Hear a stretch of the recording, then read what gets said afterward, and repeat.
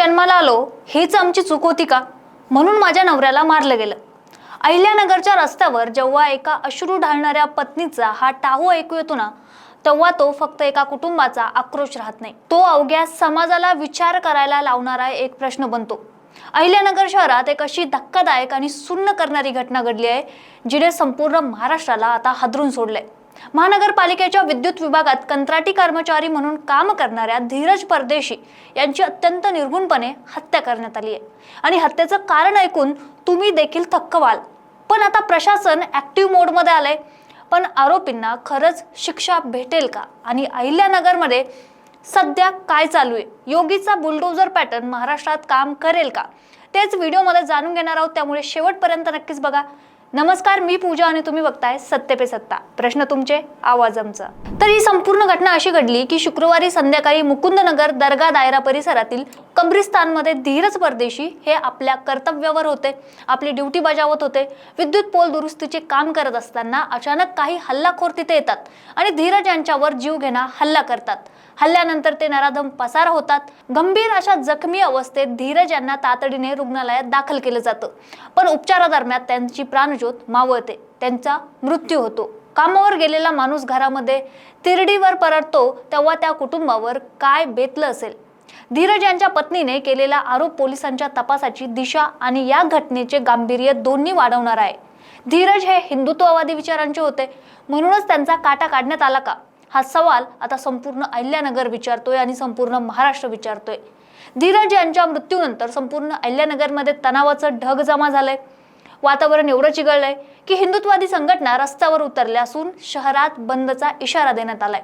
जनतेचा संताप इतका तीव्र वाढलाय की प्रशासनाला प्रत्येक पाऊल जपून टाकावं लागतंय। एकीकडे धीरज यांच्या पत्नीने अतिशय भावुक होऊन माझ्या पतीची ज्या कब्रिस्तानमध्ये हत्येचा प्रयत्न झाला तिथेच त्यांचा अंत्यविधी करा अशी धक्कादायक आणि संतापजनक मागणी केली आहे, तर दुसरीकडेच लोकप्रतिनिधींचा पाराही आता चढलाय।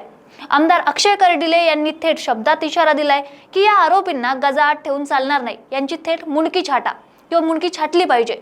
आमदार संग्राम जगताप यांनी अक्षय कर्डिले यांच्यासह स्थानिक नागरिकांनी प्रशासनाकडे एकच मागणी लावून धरली आहे की आरोपींच्या बेकायदेशीर कृत्यांवर आणि त्यांच्या घरांवर तात्काळ बुलडोजर फिरवला गेला पाहिजे।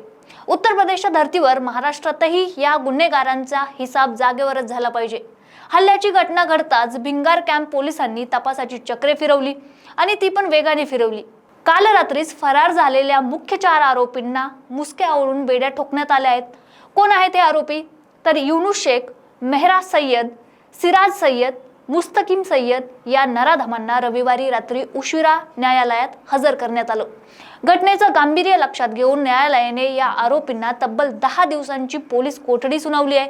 हत्या नेमकी कोणत्या कारणातून झाली, त्या रात्री कब्रिस्तानमध्ये नेमकं काय घडलं, यामागे आणखी कोणाचा हात आहे का किंवा कोणी दुसरा एखादा मास्टरमाइंड आहे का, या सर्व प्रश्नांची उत्तरे आता या 10 दिवसाच्या कोठडीत पोलिसांच्या तपासातून समोर येतील।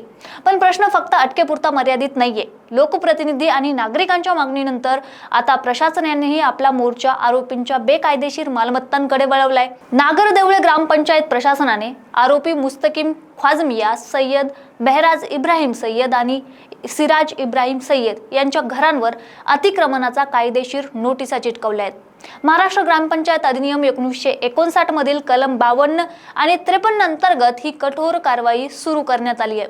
ग्रामपंचायतीच्या जागेवर आणि ओपन स्पेसवर आरोपींनी अनधिकृत असं बांधकाम केल्याचे निदर्शनास आले। मालमत्ता क्रमांक 24374 आणि 2517 मधील अनधिकृत बांधकामाबाबत पुरावे सादर करा, अन्यथा तात्काळ पाडकाम सुरू केलं जाईल आणि असा स्पष्ट इशारा प्रशासनाने दिलाय।